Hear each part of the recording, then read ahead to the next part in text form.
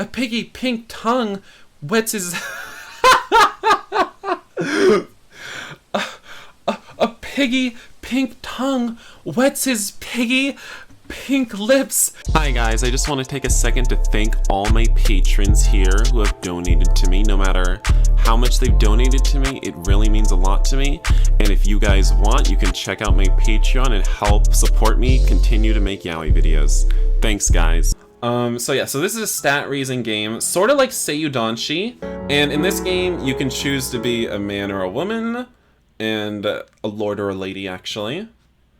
And so I'm gonna be a lord because I'm a man. So let's do this. Okay, so we can name ourselves. And this is just a demo. I'm not sure if I said that. I think I did. I definitely did. So we'll be Kuro of House Rosencruz. Kuro cares about all his fans. I do. I do care about all my fans. Alright, alright, so let's get started here. When the night is thick and the tracks are blind, eh? My lord? Never mind. How much longer to Fostrax, Captain? At this speed, my lord, less than an hour. No, you can't be a lesbian. I should have elaborated more on that. So you can be a man or a woman, but you can only date men. So it's a BL/otome game. Yeah. I nod and glance absently out of the carriage window at the scenery flying by. The night broods black and heavy over the murky forest looming on either side of the carriage road. No trace of the wan crescent moon can be seen through the storm clouds gathering in the sky. Thunder rumbles distantly above us, and a bitter wind sows through the rustling leaves. An hour. Wait, an hour? What is he talking about? I'm confused. Did I miss something? Will the weather hold up that long? Looks like a storm is about to break. Hard to say, my lord. We might just make it. Perhaps we should have stayed overnight at that inn. Perhaps, my lord. The guard captain glances at me and suddenly grins sheepishly. Can't say we're sorry to leave the palace behind. My men and I, we're all desperately keen to see home and hearth again. Yearning for the embrace of a loving wife, Captain? And my daughters, my lord. My youngest turned 3 this month. She... Crack! A sound like stone splitting shatters the silence of the night. I sit bolt upright, the hair on the back of my neck tingling. What was that? Halt! Halt! The carriage jolts to a stop. Without a word, the captain rides on ahead to confer with the escort vanguard, leaving me to peer uneasily into the gloomy woods, crowding around the carriage. Captain! I demand to know what's going on. We're still trying to figure that out ourselves, my lord. The captain's face reappears by the window, a little pale and worried, looking out. I let out a breath. I did not know I was holding. None of the men saw anything out of the ordinary. I don't suppose you've... No, maybe it was a thunderclap. You might be right, my lord. Neither he nor I sounded very convinced. Should we have the coachman press the horses a little, Captain? The sooner we reach the capital, the safer. Better, I mean. My sentiments exactly, my lord. Turning his head, the captain raps out a series of orders, and with a jerk, the carriage starts moving again, this time at a briskish canter. The animation is a bit weird. You mean how their mouths are moving? Actually, I don't know. For some reason, I kind of like it, but I mean, I can understand why you may, I don't know, feel uncomfortable about it. But I kind of like it. I notice the guards are riding in a noticeably tighter ring around the carriage, and not a few have hands brushing the pommels of their sabers. Aww. Sayonara, full moon. Ja matane. And you, my lord? I beg your pardon? Are you looking forward to meeting your princely charges? Oh. I offer a non-committal grunt. What? How is he not excited? Oh my god, he's gonna meet all these sexy men. How can I look forward to meeting people whom I know nothing, next to nothing about? Come now, my lord. Surely you must be curious. So am I. But wait, who's saying that? So am I, but I try my best not to let it show. Oh wait, no, that was the guard talking.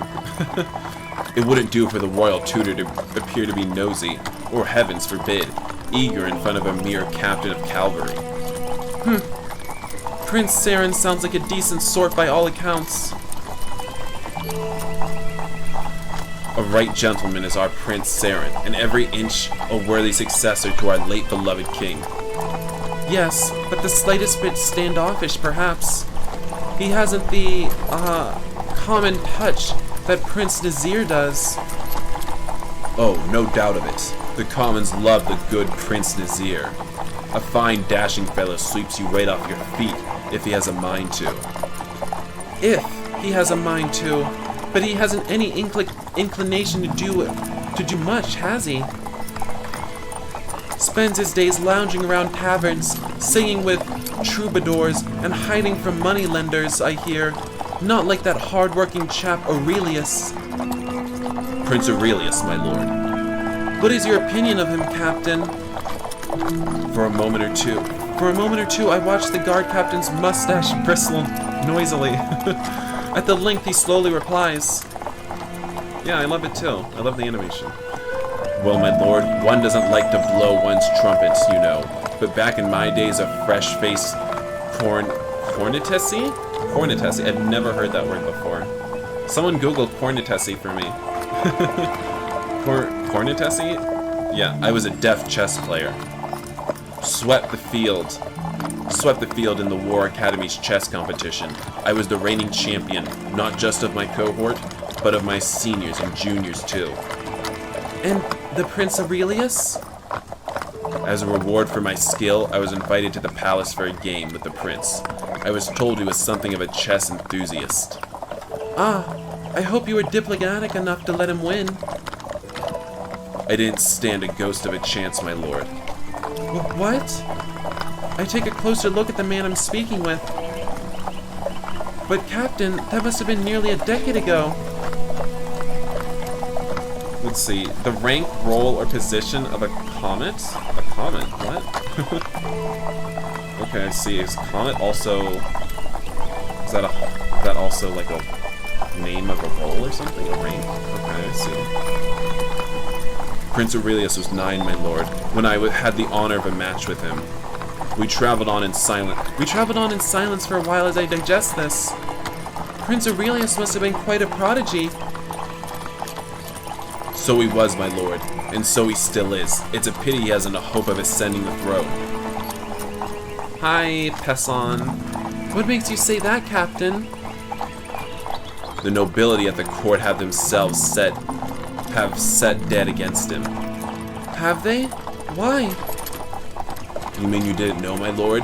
The prince. The captain sounds like he's about to say something, but checks himself abruptly in mid-sentence. This game is very interesting. I feel like the story is going to be very important. Unlike other stat-raising games. No names. I need to stop throwing shade at Sayadachi. Oh my god. Don't tell the Sayadachi developer I'm saying this shit. The prince is too clever by half for their taste. You know the nobles, my lord, swollen-headed, stuck-up parasites to a man. The more competent someone is, the more they detest them. I could not prevent my lips from twitching. It was a grossly sweeping generalization, but at the same time not entirely an unfair one. You're not of their estate, Captain? No, my lord. My parents are shopkeepers. I earned my commission by merit, not by patronage. I smile and incline my head slightly. You can't get past the last demo? What, the bar one? The Alchemist shares your views and wishes more men of your stamp were in positions of authority throughout the realm. I know, my lord. That's why I'm glad the regent chose you as one of you, Alchemist, as the prince's tutors. The kingdom and its moribund court need a good shaking up. The guard captain's voice trails away.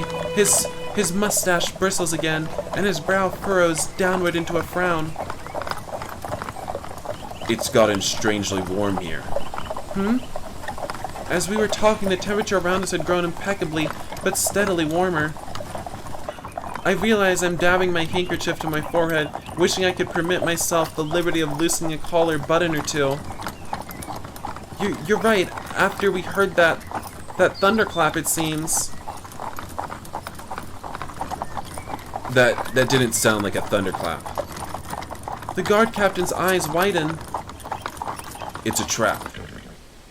My lord, get out of the carriage! My lord, get out of the carriage now! No, you have to give the game a chance, Mahan.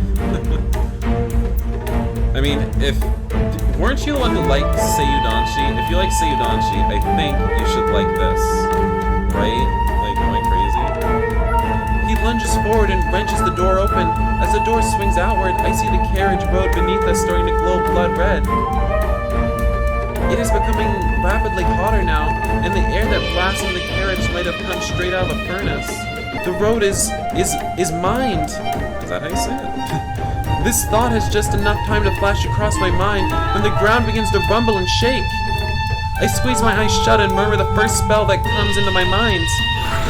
As the last syllable of the spell leaves my lips, the petal markings around my neck burn into life, searing painfully against my skin. A violent force propels me upward into the air, right before a crimson inferno erupts out of the ground. I gasp and scream before my eyes. The eruption devours the carriage, the coachman, the escort guards, the captain, the whole world in a holocaust of blossoming flames. The terrible sight breaks my concentration, and the levitation spell I cast, which had flung me away from the brunt of the explosion, dwindles and fails. My stomach twists with vertigo as I drop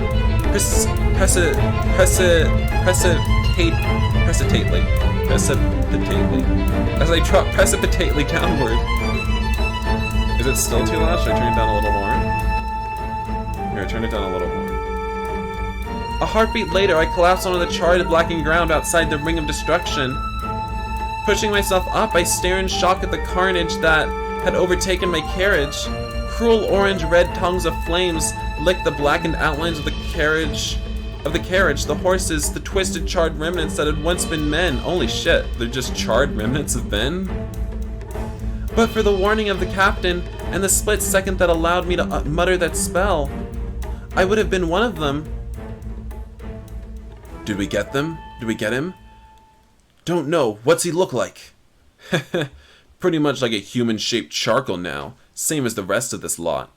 Who the hell's trying to murder me?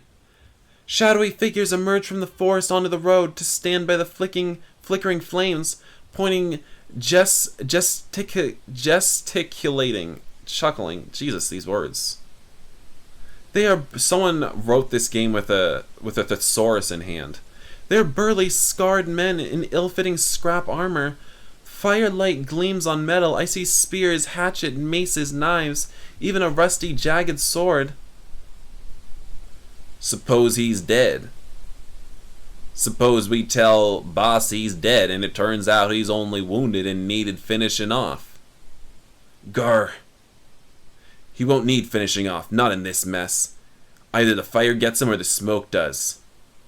Someone pokes a corpse with the tip of his pike and turns it over. It was once the guard captain. This him? He's dolled up in a fancy dress. Wait, what? Might be. A bit old looking though, ain't he?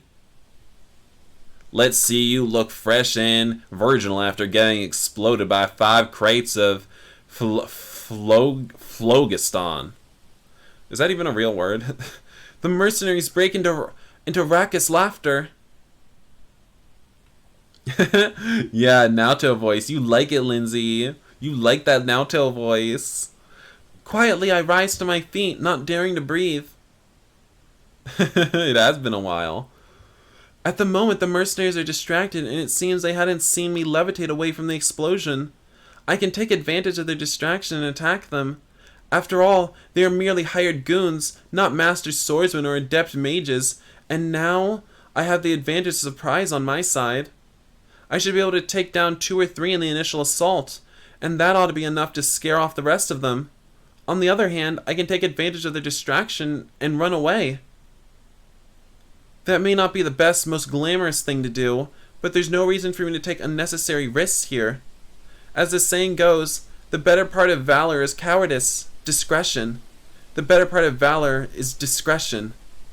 Oh no, what should we do? Should we man up or should we pussy out, guys? Man up, pussy out. Let's fight then. Oh, we just raised our combat stat. Oh my gosh, guys. What would we have raised if we ran away? Our fucking pussy bitch stat? I think of the guard captain and his wife, and his shopkeeper parents and his 3-year-old daughter who will never see her father again. I whisper an incantation into the night, and the night responds. There's a soft tinkling sound as water vapor in the air gathers around my hand, crystallizing into a saber of ice. Despite myself, a small cry escapes my lips as the petal markings around my neck prick and sting. You hear that? Hear what? Now. Dunno, sounded like... Before the ruffian can finish the sentence, the tip of my saber is jutting in front of him, out from the space between his ribs. Hyah! I wrench the blade out of the dying man and swing it hard on his companion's face. He does not manage to dodge in time, and my saber cracks through his armor. He falls without a sound. I glimpse a blur of motion, and a pirouette, I don't even know how to say that word. So many words. And a pirouette a single hair's breadth away from the thrust of a pike.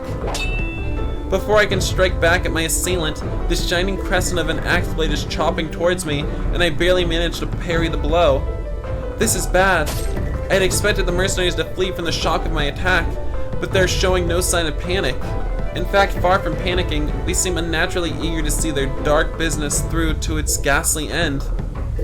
The mercenaries surround me in an ever-tightening semicircle, steadily, relentlessly. I'm forced back towards the forest. Blow after blow rains down, inexorable and merciless. I can feel myself weakening under their constant pressure. Metal flashes towards me. I try to twist away, but gasp in pain when something burningly cold slices into my shoulder. Ouch. Metal flashes towards me. I try to twist away, but gasp in pain when something burningly cold slices into my shoulder. Icy numbness spreads across my hand, and my saber falls from my nerveless fingers. Bad, bad, bad. I hold up my hands and murmur a spell. Shadows descend? Shadows descend from the forest to enshroud me in a cloud of darkness. Exclamations and oaths burst out from the mercenaries' lips when I sink into the night itself, right before their very eyes. Where'd he go? He was right over there just a moment before, right over here. You think I didn't see that? Where the blazes is he now?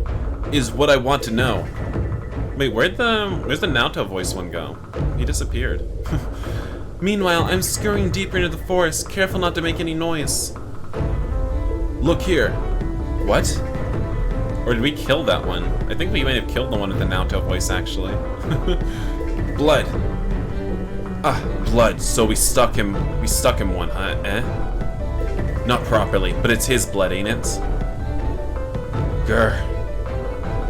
We follow his blood and it leads us to him, see? When we find him, then we stick him one, and this time properly. Oh my god, don't fall asleep, Lindsay. Wake up. I curse under my breath and press my hand harder against my shoulder, but it's no use. I simply haven't the time or the means to staunch the bleeding. Behind me, I hear the stamping of their boots growing louder and louder with each step. They are trained and hardened fighters, well used to physical exertion, whereas I'm an alchemist, more accustomed to poring over manuscripts and casting spells than running. Oh my god, Lindsay, you're gross. Ew. I mean, I'll choke you though if you want. Like, if you want, I'll do it. Or sword fighting for that matter. Unless a miracle happens and soon, this is going to be one unequal and very short hunt. Oof. I grunt as my knee bumps into the protruding edge of a crate and stumble, nearly fall. Retreat was the right choice. Hey, we had to at least try to be a man. Wait, a crate? You hear that? He definitely went this way. I walk over to the crate and pry the lid open gingerly. Even in the darkness, I can make out the smooth dark red stones piled within. Phlogiston. Fire phlogiston. Understanding dawns, and at the same moment, so does a plan. Now, how do we go about this? Pretend to be hurt or threaten them? What do you guys think? We're going threaten. Ooh, we boosted our intelligence, guys. I yell the first insult that comes to my mind. I'm over here, you empty-headed animal. I'm over here, you empty-headed animal food trough wiper. Okay, why was that so hard to say? I fart in your general direction. Your mother was a hamster, and your father smelt of elderberries. Oi. You know what, mate? What, was he English this whole time? I'll stick you good, mate. I swear on me mum. He's suddenly English? What? What's going on? As expected, the mercenaries waste no time swooping towards the sound of my voice. Yeah, then you better get here and do it fast, or I shall taunt you a second time. An eye patch wearing ruffian reaches me first, swinging the edge of his hatchet, his companions following pell-mell close behind him. One more step, you cretins, a little closer, no, a little more. Now, I raise my hands and cry out the words of command. Once again, I gasp as the familiar pain from the glowing petal markings sears my neck. Sparks of fire spurt from my palms into the crate behind the mercenaries. Oi, he's... The fire phlogiston in the crate shines bright scarlet. The mercenaries spin around. Eye patch points in an alarm to the shaking crate and opens his mouth. Kaboom! Another thunderclap shakes the forest. The mercenaries standing closest to the crate are blown apart, reduced to nothing but smoke and ashes. The further away leave behind remains that, in fact, are almost identical to the human-shaped charcoal they had mocked not 10 minutes before. Eyepatch, who was standing nearest to me, which is to say furthest away from the phlogiston, is rolling about the grass in agony. I glance at the lower half of his body and immediately look away. It is terribly clear he will never walk again. Oh, wow, we just made someone into a quadriplegic. Whether he was going to survive, however... Yeah, what are these words? Someone really got thesaurus happy, synonym happy. Do you want to live? Eyepatch looks up at me, unspeaking. His one good eye is dark and unnervingly blank. I can cast a healing spell to mend your wounds, but only if you tell me who ordered you and your gang to kill me. Eyepatch does not reply. He does not give any indication of having heard my voice. He's not even rolling about the grass now. Don't you understand? Unless you tell me the truth, you'll... Before I had the chance to complete my sentence, Eyepatch suddenly arches his body and groans. His mouth opens and he sticks his tongue obscenely out. His jaw smashed shut. Oh my god. He bit off his own tongue. Same, Lindsay, I only have one brain cell too. I stand up shakingly. The world spins. I fall back down to the ground. Trigger warning, suicide. Late trigger warning, guys. Suicide. I fall back down to the ground, onto the ground, trying to fight down the gorge rising inside me. Resting my head on the cool grass, I gaze blindingly up at the cold, hard stars. Royal Alchemist.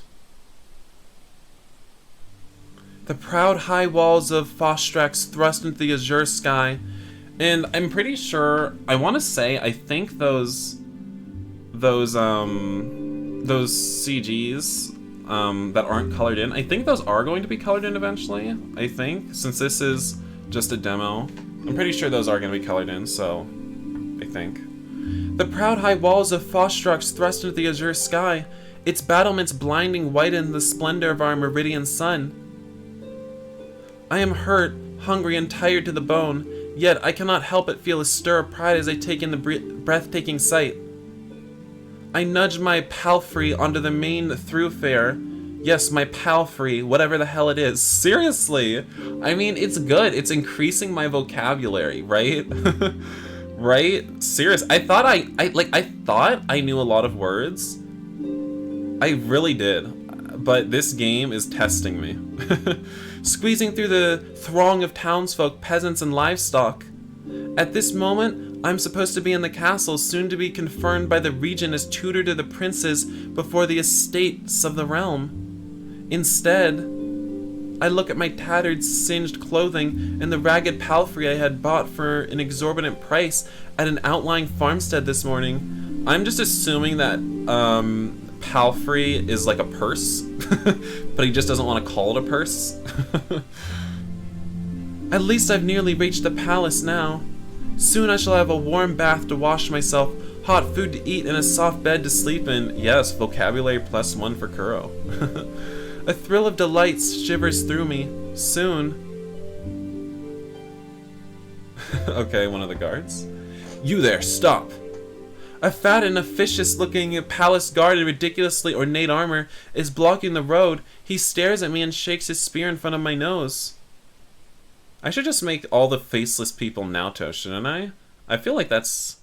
Wait, a palfrey is a docile horse used for ordinary riding? Especially by women? Okay, good to know. Yeah, I'm just gonna give all these faceless people... I'm gonna try to give them a Naoto voice, if possible. What are you doing, vagrant? I'm on my way to the palace. I am, Lindsay, I am. He's on his way to the palace? His piggy eyes Oink, oink, Lindsay. Oh my gosh. His piggy eyes squint as he shrieks with laughter. The two other palace guards behind him titter, and one of them makes a rude gesture at me with his hand. The palace street rat only admits persons of quality. Be so good as to scamper back into the sewer before I skewer you. Excuse me, you're making a mistake. I'm here to serve as a tutor to the princes by instruction of His Excellency the Regent. Yeah, and I'm High Queen of Carcosa, here to join the late king's harem. This witticism provoked another shrill outburst of merriment. I can feel my patience rapidly wearing thin, my lips pursed on instinct, desperate. Despite trying to be civil, I couldn't help but glare at the guard. After all, while my family doesn't stand under a monarch's protection, we are still recognized nobility. I do not have to stand here and bear this idiocy. I've been ambushed by assassins and my carriage was destroyed and my escort killed. I myself barely escaped the slaughter. So it's not the sewers you came from, but the asylum. I am neither insane nor lying. No? Then I suppose I'd better let you pass, hadn't I? Can't they see we're the white-haired main character? I mean, yeah, I don't know why this is difficult for them. He makes as if to step aside, but stops mid-motion as if remembering something. Oh, you said you're going to be the prince's tutor, as I recall? You recall correctly. Then you will no doubt have the regent's letter of appointment secreted somewhere about the rags you're wearing. What? Kuro is looking pretty fresh. Look at him. He looks like a dainty little lord. The letter of appointment. Of course, I totally forgot about that. I'm afraid I've lost it. Oh, what an awful and utterly unexpected surprise. The letter was in the carriage, but... Get out of my sight before I get you like a hog, imbecile. How dare you? I warn you not to take liberties. You warn me? You warned me? Do you know who I am, maggot?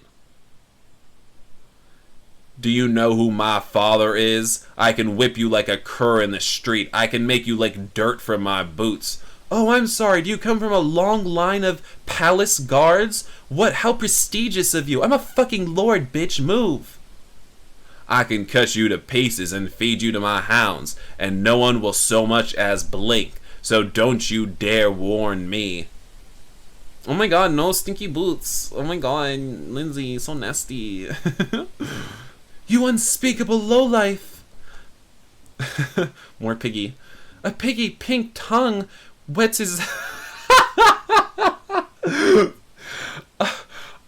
piggy pink tongue wets his piggy pink lips. The tip of his spear wavers. It glints even. Oh my god. So much piggy. Oh my gosh, guys. So much piggy. Oh my gosh. Suddenly, the palace guard stands shocked still, the voluminous folds of his fat on his body quivering like jelly. Oh, okay, this is an unknown person. Is something the matter, Hagen? Yeah, like I said, these I'm pretty sure are going to be colored in. These are just, you know, these aren't finished products. A slender young man makes his way up beside me, a small smile playing about his lips. The first thing that strikes me about him are his eyes, beautiful and almond-shaped. They peer out into the world from under carefully hooded lids, at once keen and inscrutable, taking in everything and giving nothing out in return.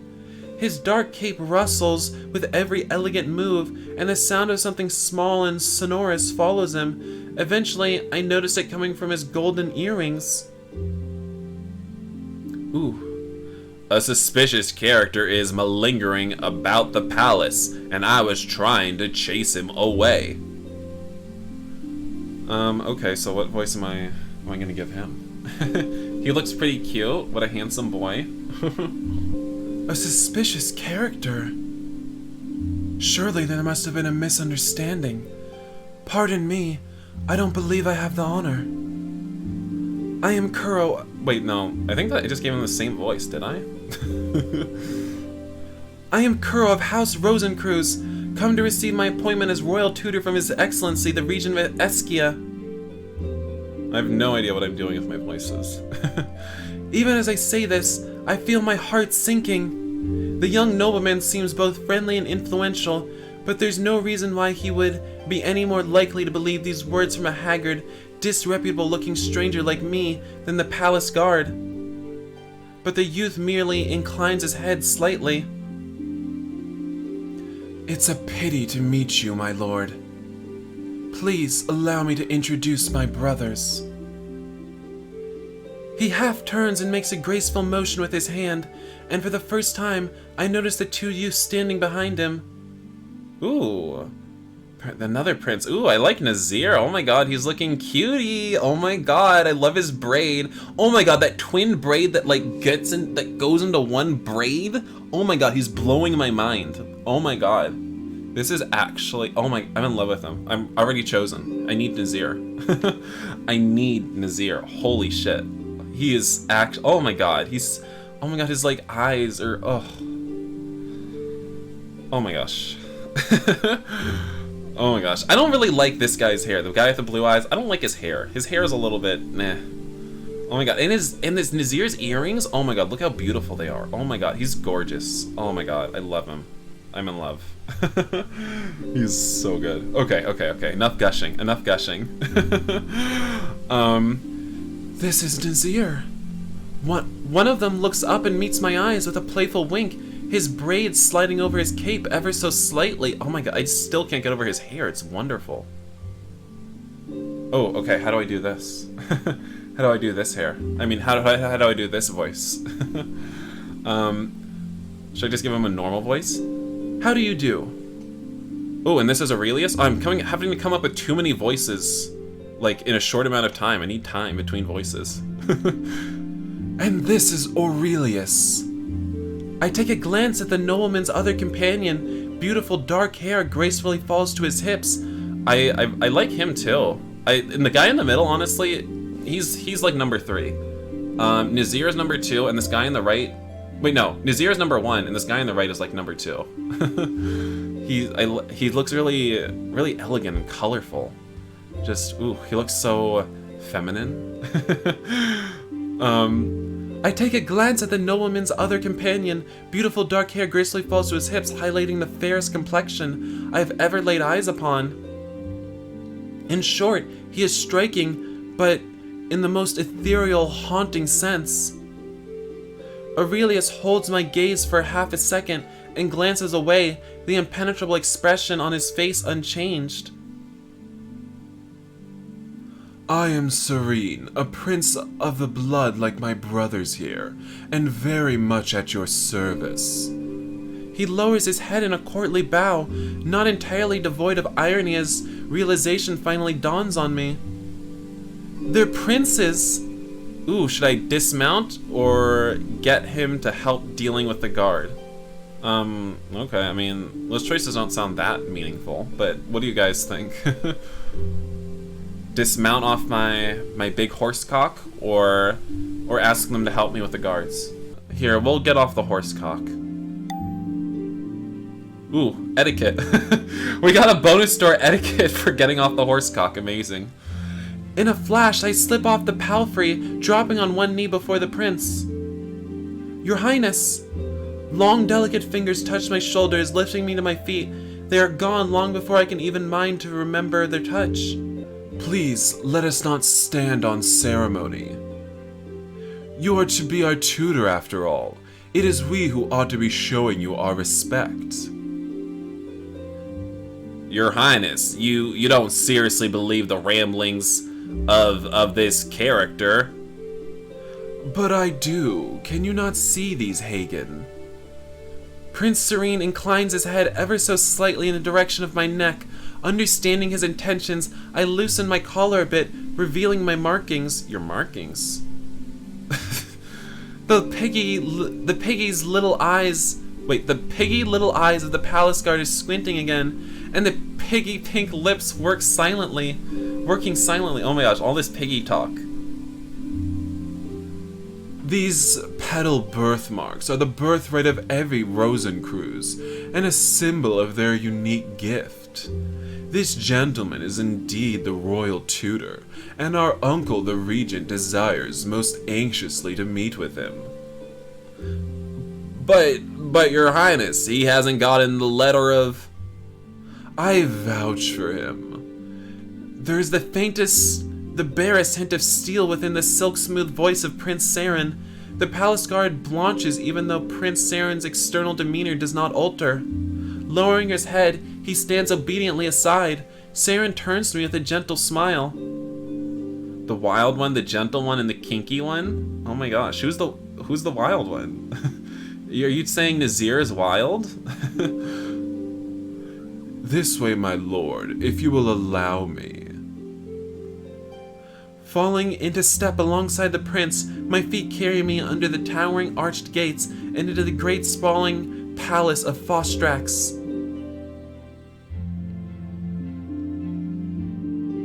Prince Saren takes me past the guard and forecourt into a sumptuously appointed antechamber within one of the palace wings. These are some nice backgrounds, I think. I think they are. They look really nice. Very atmospheric. I'm afraid I must now take my leave. There are preparations I have to make for the state dinner, and the palace staff here will attend to all your needs. Thank you so much for helping me. It was my pleasure. Well, Conda, you're not asking me who my favorite is, are you? I mean, I think I made it pretty clear. He nods politely and leaves the antechamber. The moment he steps outside, a dozen maidservants and butlers stream into the room as if summoned out of thin air. Why are there plates in the wall near the bed? I don't know. People put up plates as decorations. That's people even do that today. So I don't know, just cuz. Thanks, Saren. I aim the thought of gratitude after the good prince, as a pretty maid in a frilly dress leads me gently by my arm to what she assures me will be the fanciest bath I have ever seen in my life. The remainder of the afternoon passes in indistinct In an indistinct blur, I am conducted into a luxurious bath of scented soap and multicolored bubbles, where I at last wash off the dust and ashes and blood in steaming hot water. When I step out of the bath, my clothes are nearly laid out on the bed, crisp and clean, next to a large white towel still warm with the sun. Then a maidservant enters the chamber the moment I finish dressing, carrying a tray laden with pastries, fruits, and pipping hot tea.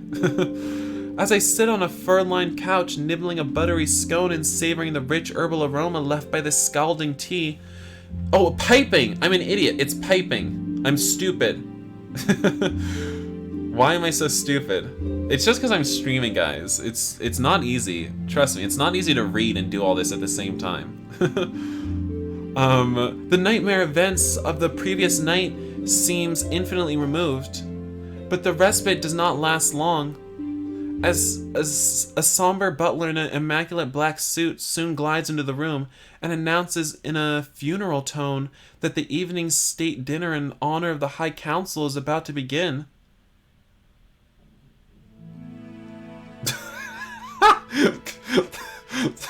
This is the regent? Look at his mustache. How do you guys like the regent? Should we get with him, guys? How do you feel about him? How do you feel about this bloke? Oh my gosh. Yuck. Is he yucky? Sexy mustache. No, you don't like him? Oh my god, come on guys, he's the regent. You have to show respect. Oh my gosh. Okay, so what voice am I gonna give him? We can give him the girl voice, we don't even like him. Friends, countrymen, and honored guests, before we begin tonight's state dinner, there is an announcement I wish to make on behalf of the Regency Council. No mustaches? You guys don't like mustaches, huh? I mean, I don't like mustaches either. But beards are hot though, right? I mean, as long as it's a well-trimmed beard is hot, but mustaches are gross, right? That's how I feel. The regent, the late king's younger brother, is a subdued looking gentleman with graying hair and a tired voice. He speaks standing next to the empty throne, and his voice is barely audible over the chattering crowd of notables milling about the throne room.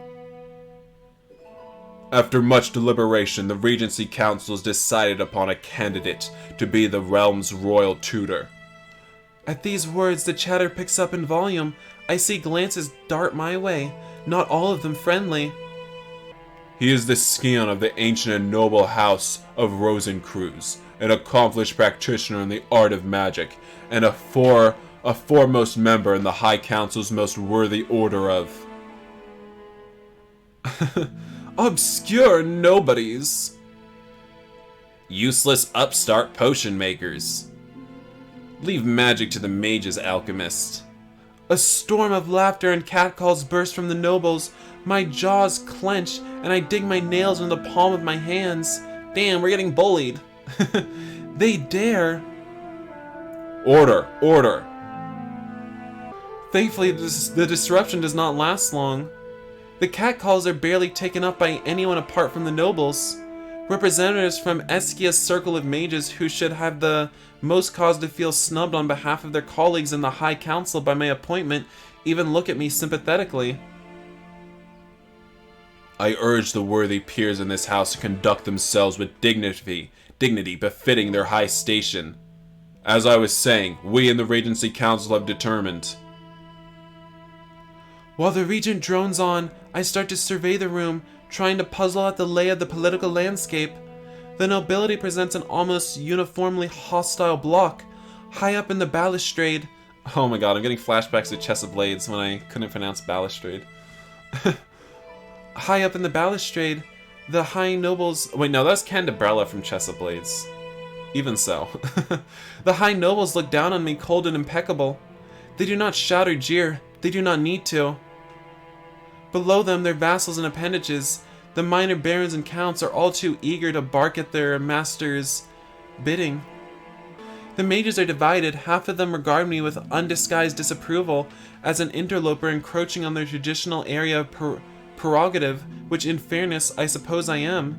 The rest observed me with detached curiosity, as though I were a new and potentially interesting specimen of mouse about to be experimented on. The few alchemists in the hall from whom I expected expressions of support offer none. The few alchemists in the hall from whom I expected expressions of support offer none. Hemmed in between the nobles and the mages, they make a self-effacing group trying not to be noticed. A few of them smile at me, but more out of pity than encouragement. Being young and high-spirited, the princes should be governed by a temperate and moderating influence. The more in the intrusion of the arts... Wait, what? The more in the instruction of an art as subtle and perilous as that of magic. This is hard to read. The princes, I wonder how they're doing. Trying to keep myself from yawning, I cast about the room for 3 young men I met earlier today. Prince Saren is standing ramrod straight immediately to the right of the throne, hands clasped behind his back, his face a mask of dutiful attention. Next to him, Prince Nazir slouches against a pillar. He catches my eyes and offers a lazy wink. I find myself smiling in acknowledgement. Well, no, I find myself smiling in acknowledgement in reply. Oh, God, wink at me some more. The idea to survey the room must have occurred to Prince Aurelius as well. He's scanning the great hall from one end to another, brows creased in a slight frown. Our gaze meets. He stares keenly at my face for a moment before his eyes flicker away, quite impersonally, to the person next to me. Let us therefore wish the new royal tutor every success in guiding their highness the princes on the path of wisdom and virtue. May they flourish under his guidance. It sounds like the regent's address is winding down at last. To Kuro of Rosencreuz, our tutor to the princes. For a second, absolute silence reigns. I feel my cheek flush, a ringing noise fills my ear. Then... Ooh. Hear, hear! Prince Nazir shouts cheerfully as he claps, which echoes through the cavernous room. Prince Saren joins him in the briefest instant later, adding his applause to his brothers. You have a mustache, Natsumi? Wow. I'm shook. Then Prince Aurelius is clapping too, and soon so is everyone in the room. With every display of enthusiasm, nobody wishes to be seen holding back, or worse, jeering, when their future sovereign, whoever he may be among the 3, is applauding. My lords and ladies, I formally declare the state dinner for this evening open. I am almost sure I hear a sigh of relief in the regent as he steps down from the dais. At the far end of the throne room, trains of servants bring out silver platters piled high with steaming delicacies. With great alacrity? Ooh, another word. With great alacrity, the assembly of notables break into little groups, making their way to the buffet. I pause, wondering whom I should speak to over the dinner. Oh my god, we really can romance the regent? Oh my god, no.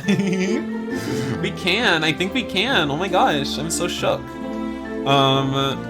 But I think, you know, no matter what, we're going Nazir, right? It's not even a question. Yeah, you guys don't even get a say in this shit. We're picking Nazir, whether you like it or not. Alright, Nazir, let's go. As I search the crowd that has started to grow in the middle of the room, I find myself in near proximity of a seemingly very angry nobleman. Most unbecoming of a prince of the blood, mingling in a low tavern on terms of equality with the commoners, even the very dregs of the gutter. What a horror! No idea what I was thinking, my dear chap, I assure you.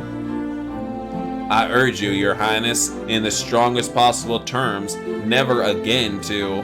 Alacrity means brisk and cheerful readiness.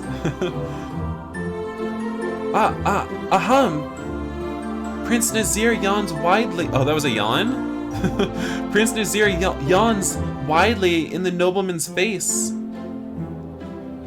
Oh, I beg your pardon, old fellow. I had a late night, rather. But do go on. You're getting deucedly interesting. The nobleman's face turns red, then purple, then chalk white in quick succession. The king governs through the consent of his peers, not his tenants. You would do well to remember that, your highness. Yes, yes, peers and tenants and so forth. Very sensible, very proper. His gaze wanders and lands on me. I say, isn't that young person hovering behind your shoulder my new tutor? I step forth, unsure whether it's a good time to disturb them. Excuse me, I was hoping to have a moment with the prince. No, you will excuse us. I am conferring with Prince Nazir on a matter of great importance. My word, I don't believe it. I absolutely forgot. The nobleman and I turned to stare at him. You made me promise you the first dance of the night. How awful of me to let it slip my mind. Is that a woman? You'll forgive us, old sport, if my friend here steals me away for a waltz or three. I did promise him, you know, and a gentleman must always keep his word. What? Or try to, anyhow. Matters of state take precedence before personal pleasure. Splendid of you to be so obliging. I had trouble with that one. Splendid of you to be so obliging. Got a dance lined up yourself, have you? No, chin up. The night is yet young. Well, toodaloo, pip pip pip, and tally-ho. With smoothness that comes only from long practice. Ooh, practice with an S? What is this, English? Where are we? Prince Nazir grabs my wrist and half leads, half drags me away from the outraged noble, into the neighboring ballroom where the orchestra is just striking up a waltz. Oh, look at us dancing with Nazir. Oh, it's beautiful. I wish he could take me in his arms and... God, Kuro doesn't look too happy about it, though. Look at his face. Look at his bored, tired face. He looks like he just wants this to be over with. Oh my gosh. No, he is not happy about this. Almost before I know what is happening, I find myself whirling in a slow, stately waltz, face to face with the mischievously grinning Prince Nazir. Ooh, what to do? Dance or back away? Not even a question. We're dancing. We are dancing with my boy. Charisma plus. I find myself grinning back. It's impossible to resist those dancing eyes, that charming smile. Well, you're not grinning in the picture, in the CG. I fall into step with him, allowing him to guide me through the delicate, complex footwork of the waltz. Thanks for saving me from that dreadful bore. What was the matter with him? He sounded so angry. I lived for a few weeks at a tavern in a village that forms part of his fief. I didn't tell anyone, of course, just took things easy. It's hardly proper behavior for a prince, but it doesn't really merit his being so upset. No, but there's more. While I was living there, I got wind that his agents, extortionists masquerading as tax collectors for the most part, were fleecing the local inhabitants most ruthlessly, far beyond the legal tithe demanded by the crown. He's keeping the difference for himself. They all do that, you know, the nobles, but he was one of the worst offenders. Half of the village was starving, and his thugs just kept squeezing them for more. A flash of anger flickers behind his eyes, and is gone almost immediately, leaving me to wonder if it had ever been there at all. What did you do then? Went to the region, of course. Uncle summoned him to the capital and gave him a stern talking to. A little rap on the knuckle? Something like that. He was forced to give back everything he took from the villagers, and warned never to do it again. That's why he was so angry with you. And no wonder, he had a pretty good thing going on over there before I put an end to it. The waltz gradually dies away, leaving us two standing close to each other in the center of the ballroom, slightly out of breath. That was delightful. Do you say you'll join me for another? I shake my head, smiling. Then I mustn't keep you any longer, my lord. Dang, I want to dance more. His fingertips carefully trace mine as he takes my hand and bends down, brushing his lips against my knuckles. I blush, feeling my heart skip a little. Oh, my heart's skipping. Good evening, Kuro. Aw, look at that cute blushing royal alchemist Kuro. Good evening, Nazir. A spark of delight leaps into his eyes. Then he's gone, swept up in a new stream of dancers, and a minute later I see him twirling a young and pretty, clearly besotted countess in his arms. I abscond from the state dinner as soon as it is polite to do so. I haven't had a wink of sleep since the night before last, and the toll is starting to tell on me.